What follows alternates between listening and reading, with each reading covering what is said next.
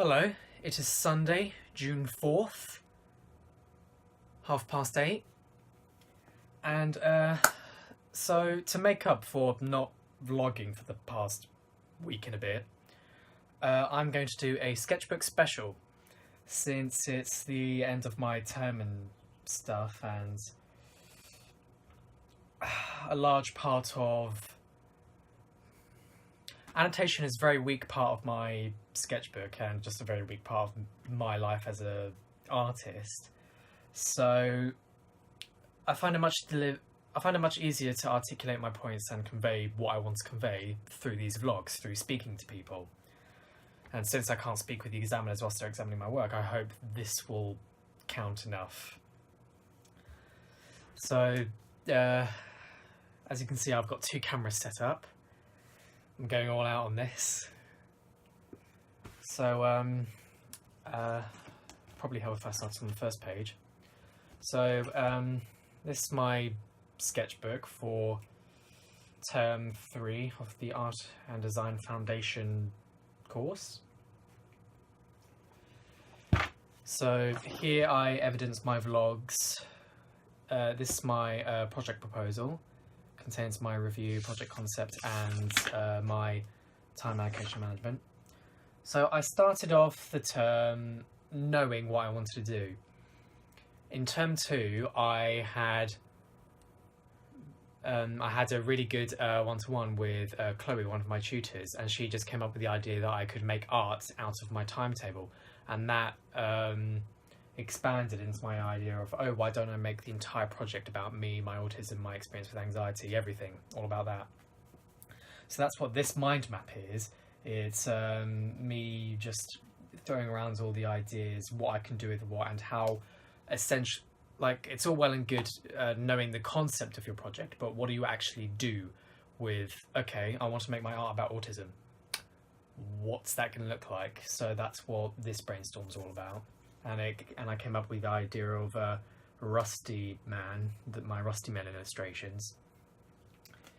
So that's the first 2 pages. So here is, during our first couple of weeks, we were encouraged to seek out artists visually and conceptually relevant to our work. So I found Anthony Gormley, Kandinsky, and Miro. Miro's probably had the least impact on my work conceptually, so I don't talk about them much later on throughout the sketchbook.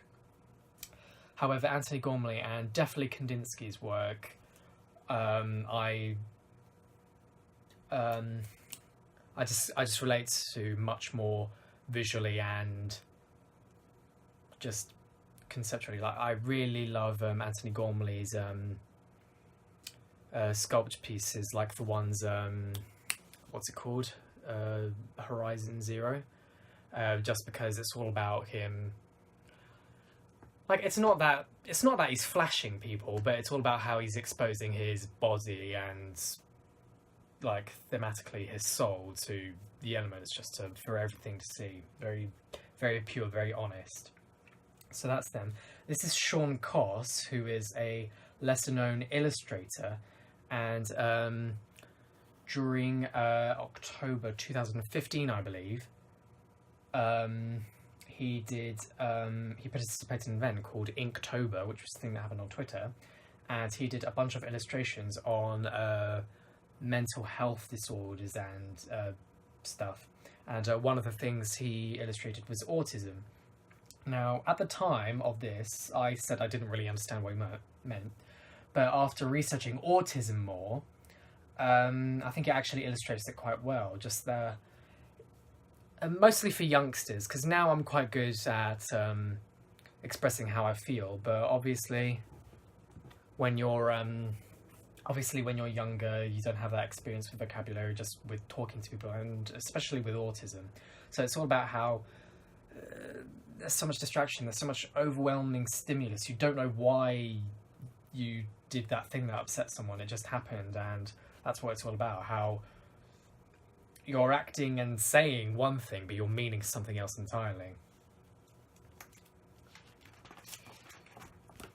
So these are my first sets of illustrations. So These two are digital drawings called my wides.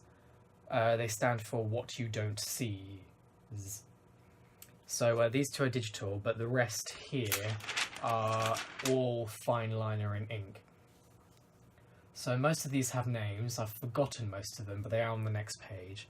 And this is basically just me drawing ideas that I've been inspired by. So all these pictures are snippets from autism books, like in like factual books and stuff. So this one, Autism and Asperger's Syndrome, the facts, I probably liked the most. This book, I don't have the... Hang on, it is here. Okay, I guess I don't.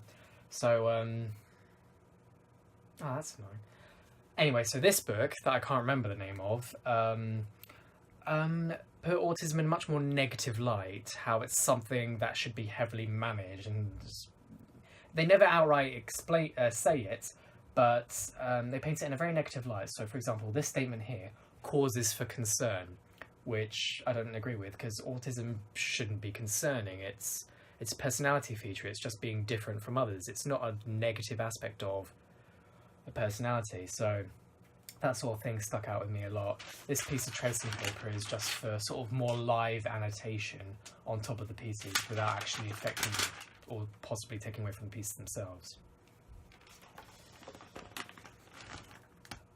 So this is feedback from M. Jacob and a friend of mine, Taha, where they just analysed the previous page and tried to impose what they thought they meant on top of the illustrations. M. Jacob probably got it most correct, but neither of them got it right. So I had their interpretations and what they actually meant, or at least how I interpret them to mean, next to them, and that's quite a good piece of feedback and research. So this I did I started in my second week, which was just my exhibition planning, and any idea I had for my final piece I'd just jot down here. So up until recently it was mostly blank, but obviously with the end of term coming up and exhibition and stuff, it's filled out a lot more. So this is my research into outsider art. So outsider art isn't an art movement, but it's not even a style of art. It's about the artists themselves. So if an artist considers them separated from society, so in most cases, it's one of the main examples of artists in here is I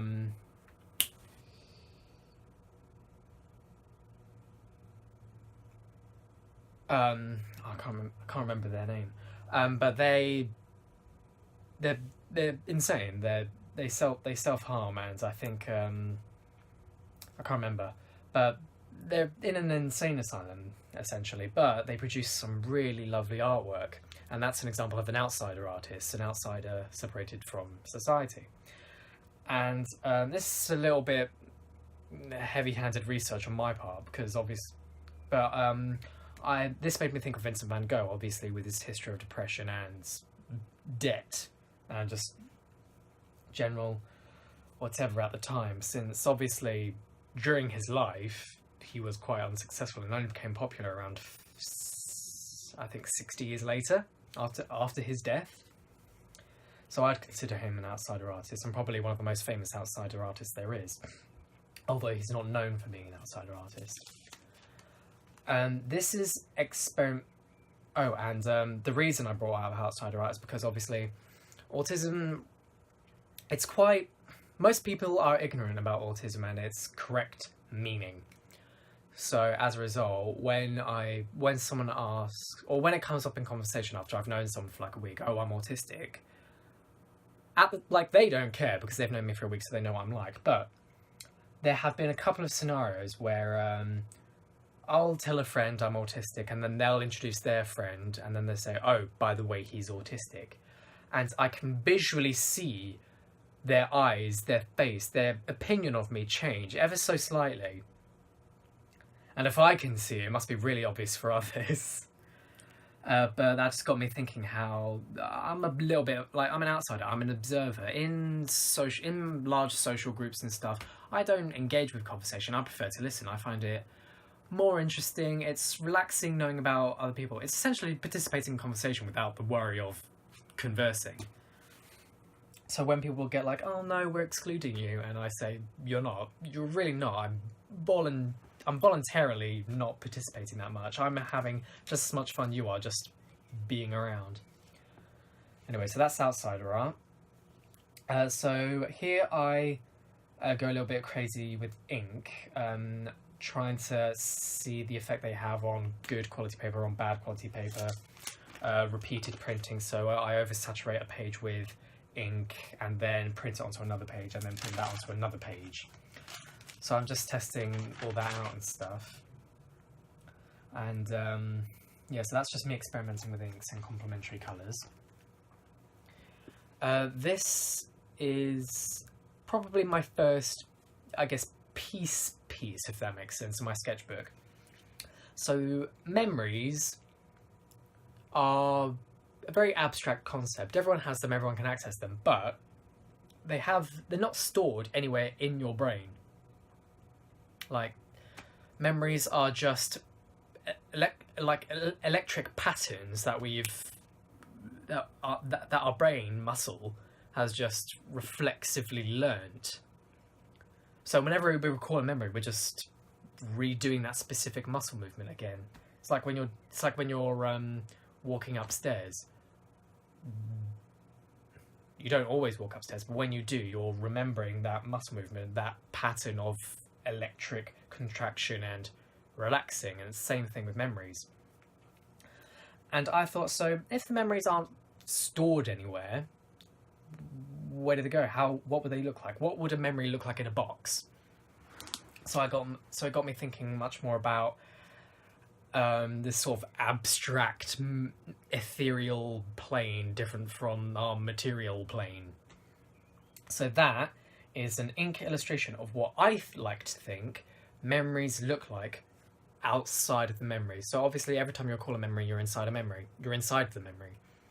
And this is what it looks like outside of the memory.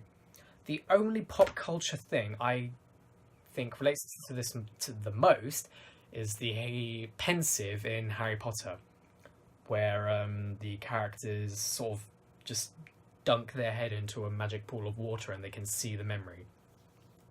So that's probably the most relative concept I can think of. So this is just an expansion of the previous 2 pages where I mess about with inks and stuff a little bit more.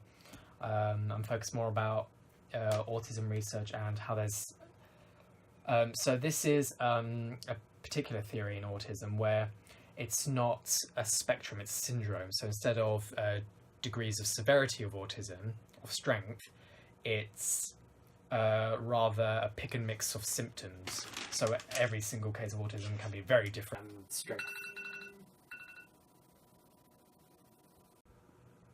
And strength really doesn't have anything to do with it. So these are 3 portraits of me. So they're done with fine liner, and I did ink on top of it afterwards. So this is the first one I did. So I quite like this one. I probably like this. My second favourite. This is my least favourite. I like this one just because I think it's a good drawing. However, I don't like the jaw, and that's just because I was doing it directly from a mirror. I wasn't doing it from a photo of myself. Because I was doing it directly from a mirror, as I drew the bottom half of my jaw, it looked different. So as I started looking up at my forehead, my jaw tilted, so it skewed the perspective on my head, which was a bit annoying. So that's why I have a much wider jaw and a much more powerful, strong face than I normally do. This one I did second, so this was the first one, this one I did second. I like it, but I think the ink work is a little bit too restrictive. It's not very flowy, and if going back, I would have added some to the hair instead of leaving it just like that. Plus the eyes are a little bit too big for me, and the nose is, in contrast to the rest of the face, it's too profound. So after I inked those, I was like, well, I did it earlier, so let's see what it looks like now. So I printed it onto the opposite page, and I got some really, really nice ink patterns. So I was like, oh, okay. I'll come back to this later. And about a week later, I came in my room and set up, so it was completely dark aside from my lamp, and I shone a light on my face and drew my face from a mirror. And because it was a pitch dark room aside from one source of light, it created these really lovely, obvious shadows.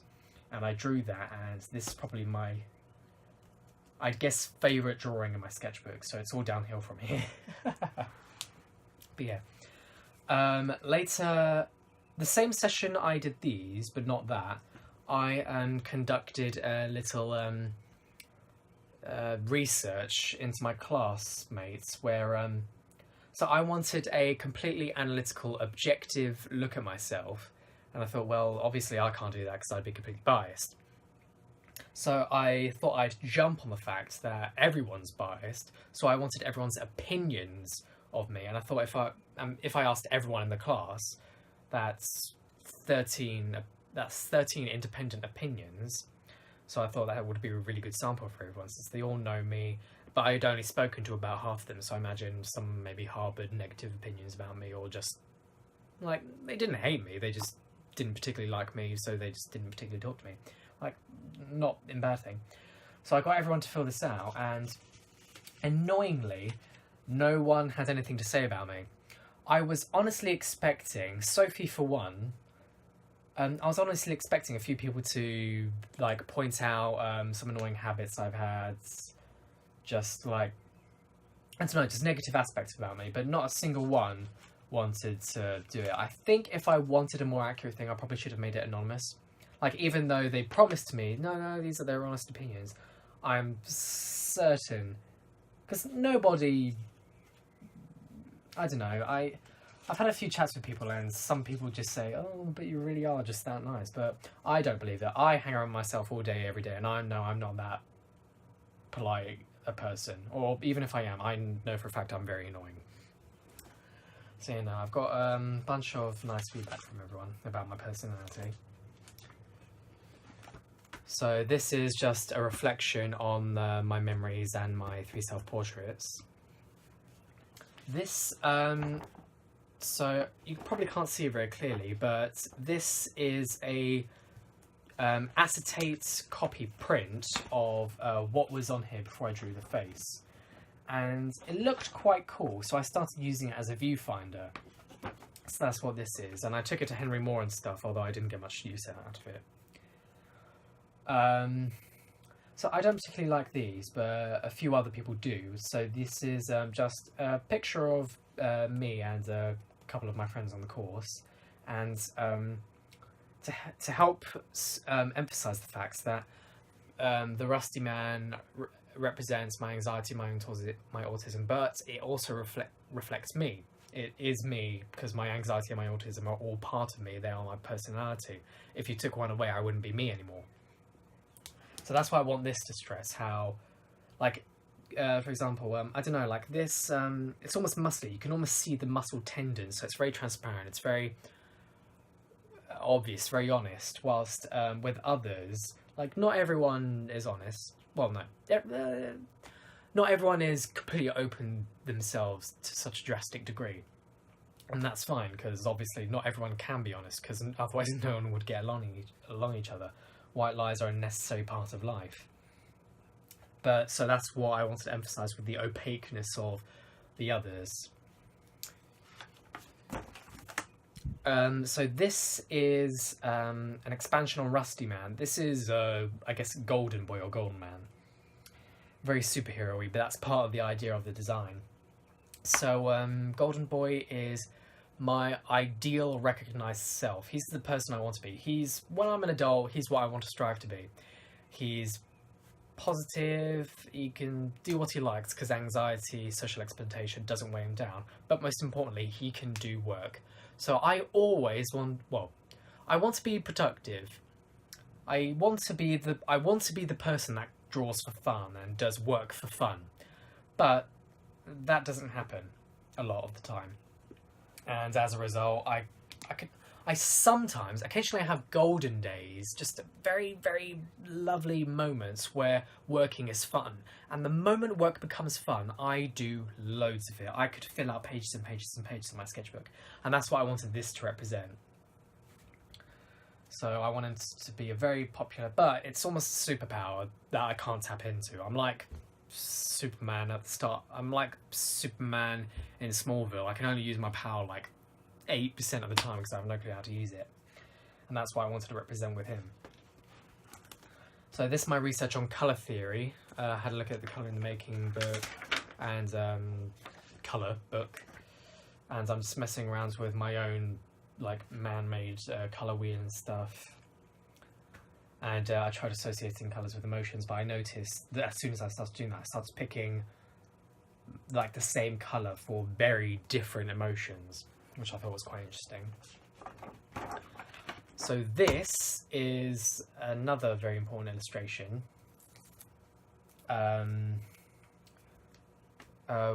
so I talked about my golden days and how I want to tap into that superhero power of mine. And you can't see it very clearly, but right here is a little golden, like stained glass keyhole, like as in a door. And on the other side of that door is Golden Boy, the perfect me. Meanwhile, locked behind the door in this suffocating darkness of procrastination is me. And I try to tap into the power, but I don't always manage to success it. Sometimes I can wedge the door open, but like then I lose the key in the darkness, and then I fall into a melancholy, self-destructive spiral for the next week. So this piece represents my block, where I'm just sad, self-destructive, and don't do any work for an extended period of time. And it happens about once every 4 months, 5 if I'm just lucky, or 3 if I'm unlucky. So yeah, that represents my block. Now these, I've gone through a few names with these. They're my emotional flow charts, tube maps. The name I quite like though, they are my circular diaries. So they all represent days, moments, scenes in my life. So this is an independent study day.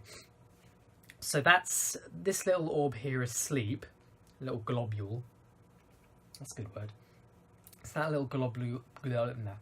So that's sleep. So it's purple for calm, but it's also a bit black, a bit dirty for, as in like it looks like a bruise, and that's because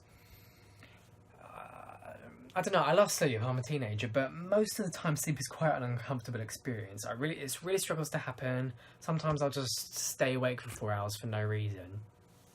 As in, I'll go to bed in 10 and just stay awake till 2 just because I can't fall asleep. So it's quite an uncomfortable experience. And this is like, good mood, sort of manky, but I'm doing work. I'm managing to force myself to do work. Like these are distractions, lots of little things just pelting away. So it's all representative.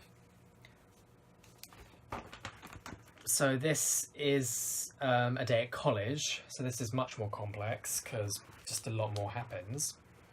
So this is sleep again, and it flows clockwise. So this is the journey to college. That's like the train station. Sorry, that's the bus station and then the bus.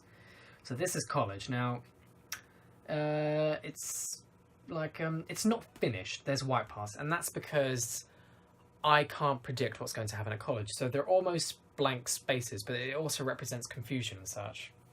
So I don't know what's going on. I have no clue what to feel. I'll wait till this happens, and then I'll think about it later, and then decide how I felt. That sort of thing. And along the side, there's all these distractions, but also side tasks, you know, running upstairs to get paper, running to the library to print something off, planning for my vlog, taking notes, just lots of random tasks. So this is the journey back from back home from college. This is me recording my vlog. Well, that's not me recording this vlog. That's me recording the vlog on my way home. Those are all the little distractions once I get home. That's me finally settling down. Yellow's quite a positive emotion. Yellowy orange I would associate with happiness. And these are just all the random things that happen at home. So hanging out, that little dark patch there is like do the dishwasher, empty the bins. You know, like tasks I do, but like I'm happy to do but no one's happy to take out the bins. But it's whatever. And this is me trying to go to sleep. Lots of little distractions like iPad, phone going off. Oh, did I shut my window? Oh, did I remember to pack something for tomorrow? Lots of little distractions. And then it's back into an easy sleep and then it starts again. And this is my block re-illustrated in my circular diary form. So there's the completely white there's the messy white orb, because a lot of the time with my blocks is I can stop them if I notice they're coming. But sometimes I'll be really distracted, or somewhere deep down inside me, I want it to happen. I just want that excuse to seek out help. So that's that, and this black mass is sort of the suffocating, gloopy, inescapable, just melancholiness of it.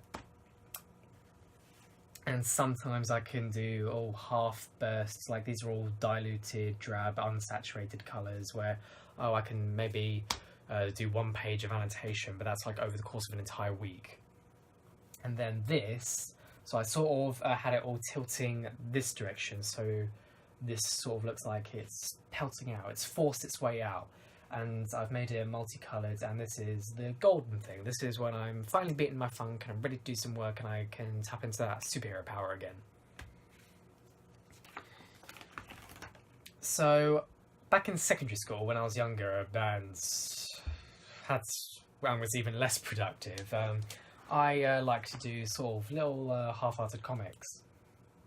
And I'd arrange them like this, so they'd be like, they wouldn't be frames, they wouldn't be structured at all, they'd just be separate images that I'd number. So I thought I'd illustrate a college day through this method, so 9 for 9 o'clock, 10 for 10 o'clock, 11 for 11 o'clock, 14 for 2 o'clock, so on. So that was just practice drawing Rusty Man in different styles, in different poses, in different emotions, that sort of thing. So this is, I guess, what relates back to what started this entire project, my timetable. So this is an abstracted, just fun way of drawing my timetable. So it's obviously not full, but it's probably got the most consistent stuff. So it's got college, and it's got Tesco's, it's got dishwasher and bins, the bruised horrible one. And this is my actual timetable. So I've sort of gotten a bit lax with it since I've just generically gotten better at doing work and managing my time. But for like complicated weeks and stuff, this is how I would manage my time.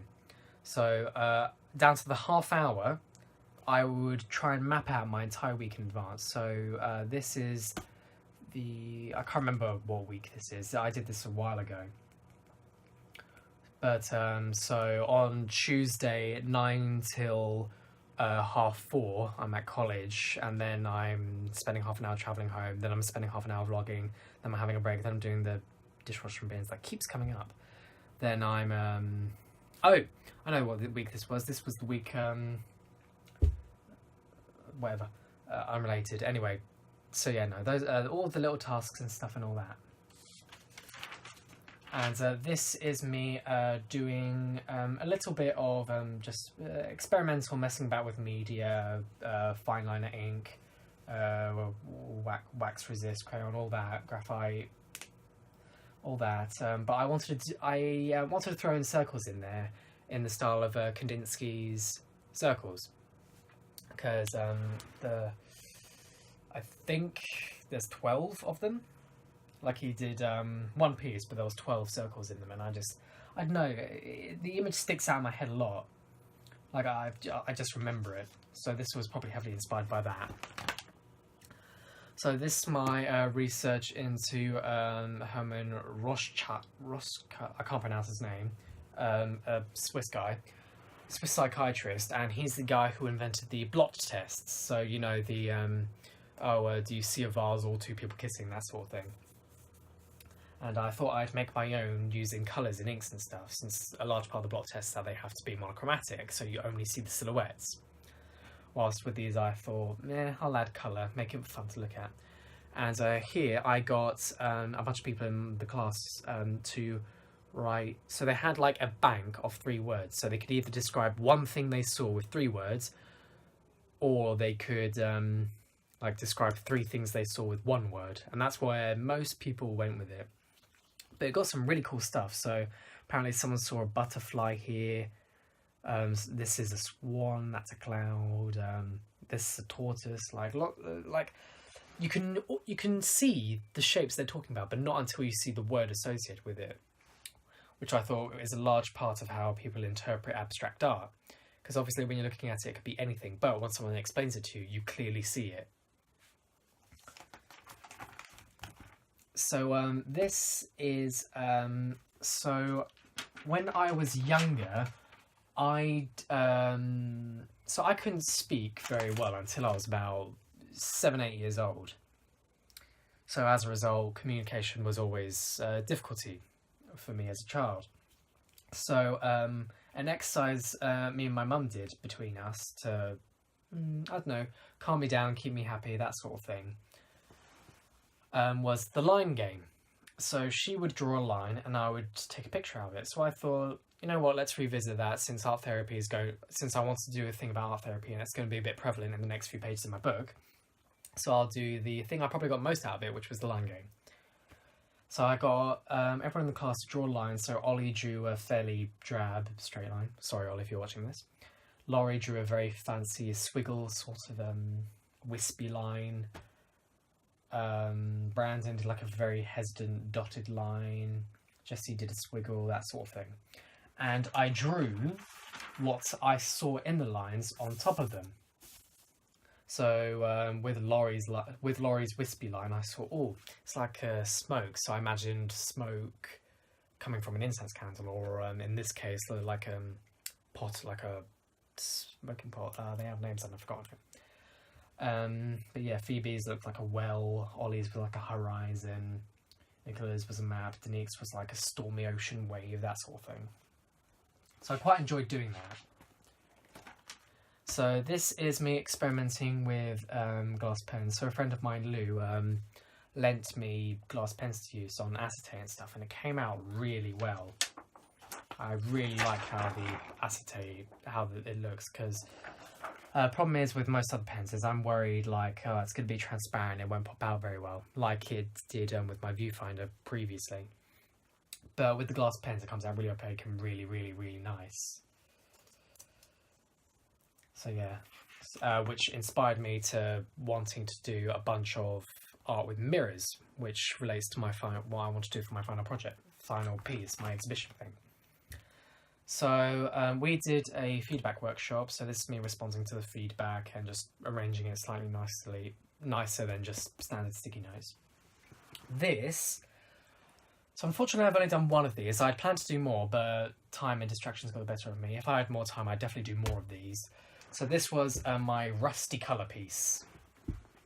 So at the time I called it Rusty Colour 1 because I was assuming I was doing more. So I wanted to put Rusty Man in a really over-the-top, abstract, colourful environment to represent how busy and insane and just how crazy the world around me can be just walking down the road. Like, walking down the road, people will just see their own 2 feet and where they're going. When I walk down the road, I see my 2 feet, my 2 hands, the 2 people across the road having a chat, the roundabout up ahead, the squirrel and robin in the tree above me, the piece of rubbish at the base of the wall to the left, the unlocked door to the right, the woman getting out of the car. I see so much in just a split second of just walking down a pavement. Anyway, so that's what I wanted to represent that with. Just the overwhelming stimulus. Which is what I describe here. So unfortunately, this piece I don't have with me. It's actually, do I have it with me? No, I don't. Wait, do I? No. So it's a extremely large piece. It is 3 A1 pieces of paper on top of each other. And it didn't have a name until I started annotating it. So I called it Oh My Days.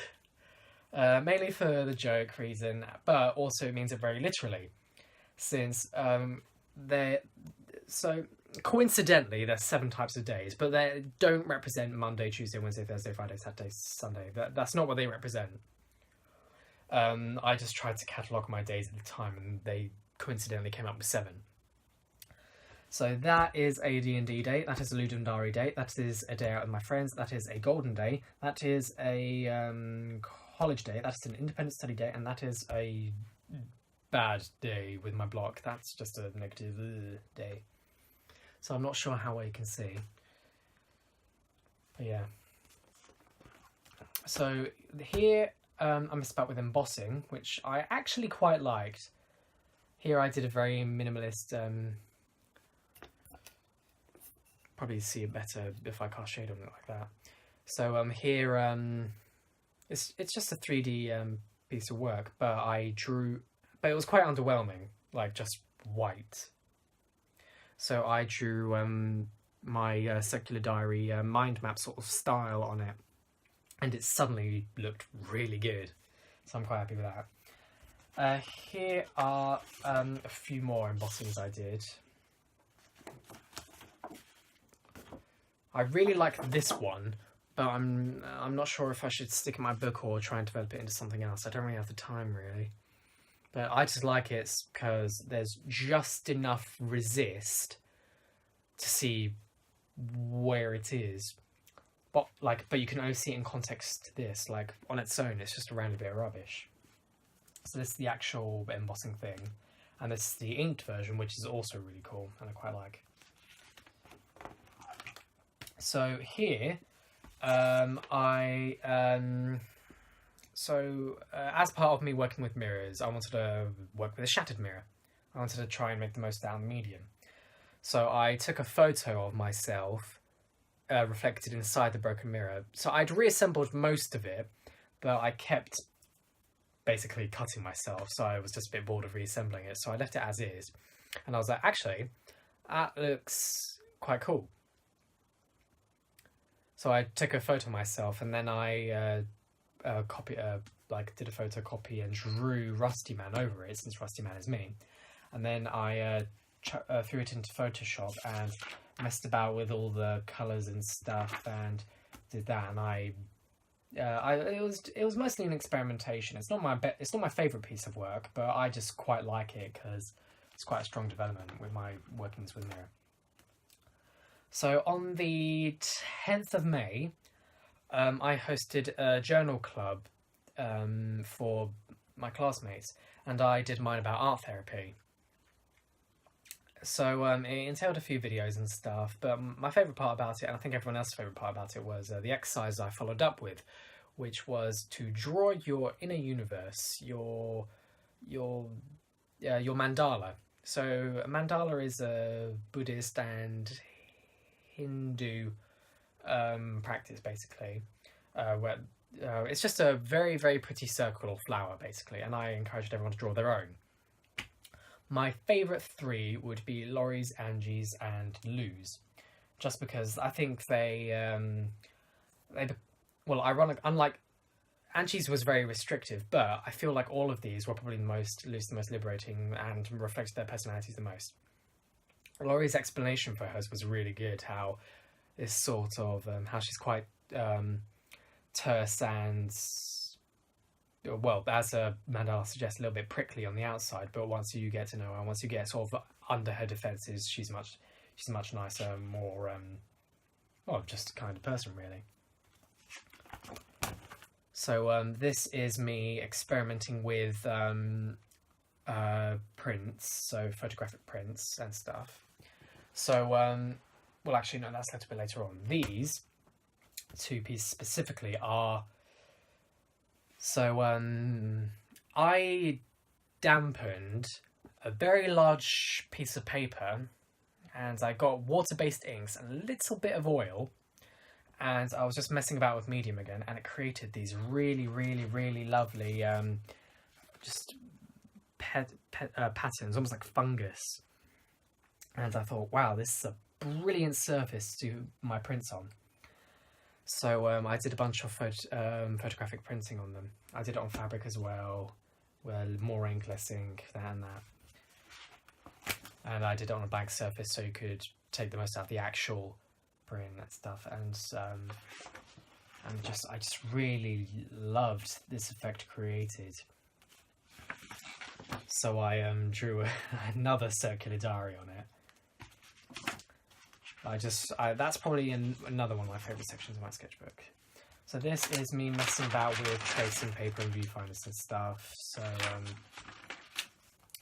yeah, that's that. And here I did 3 rusty men representing me as I've gotten older. So when I was younger, I was, I guess you'd just say, much more obviously autistic. Much louder, much more obnoxious, much more confusing. But as I've gotten older and become more emotionally intelligent and just I'm aware of like the world we live in and stuff, so that's me just getting, okay, this is how things are, I'm okay with it. And that's the original. This is a reflection on my sculpture. So with my circular diaries, I decided to get a bit of plasticine and wire and just try and make 3D versions, and it came out well for the most part. Do I have them here? I thought I did. Anyway, they came out well for the most part, but I just wasn't generically that happy with them, and I wouldn't consider them for my final piece. So I had fun experimenting with marbling. These I just really like. I think they're really cool. And I thought, but they're so busy. So as I've mentioned earlier, like walking down the road, there's so many distractions. Distractions is a very big part of my life that I just try to avoid. So I thought, so I drew Rusty Man in the sort of like covering ears, looking down, trying to minimize distraction, trying to avoid distraction. So that's what this piece is. And that's just more marbling things. So this are my exhibition plans. So I went through a few, as I did earlier. So originally I wanted to do a head cube, which were just 3 mirrors, one to your right, one to your left, one above you, and you just look at them and see stuff. Was quickly discouraged, and rightly too, because I don't think it would have looked that good. So instead, I'm going to do my full-size mirror. So, although it's not full-size mirror now, it's going to be 6 mirrors, 6 small, about 30 centimetre by 30 centimetre mirrors. So it's going to be a large torso piece, really. And I'm going to do it with glass pens and stuff, and a circular diary backdrop with just nice bits of ink work going on there and stuff. This is all from the last week, half-term week, which is me just really, really, really organising my time and just getting down with work and stuff. So, yeah. And this is just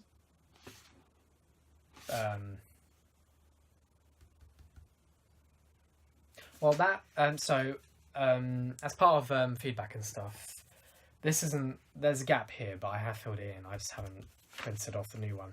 So tomorrow I'm going into college. It's not a structured day at college, but I'm going in anyway because it's a Monday and it'll be open to print loads of stuff. So there's quite a few pages in this sketchbook that won't be appearing because I just haven't had a printer. So yeah, but this is feedback. So one of my colleagues at work works with autistic children at a school.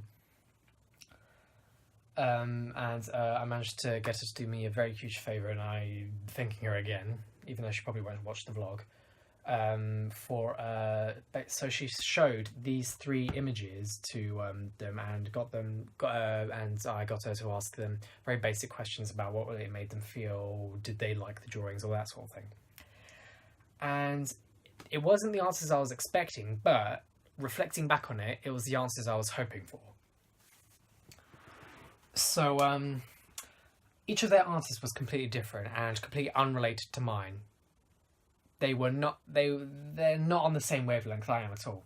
And I emphasise my point when I say autism is a categorizable thing, but every single case of autism inside autism is so different from the previous one. One autistic person might be good at one thing, another autistic person might be terrible at that thing, and it's the same for every single thing ever. Like, which highlights it to the fact they're human, just like we're human, just like everyone.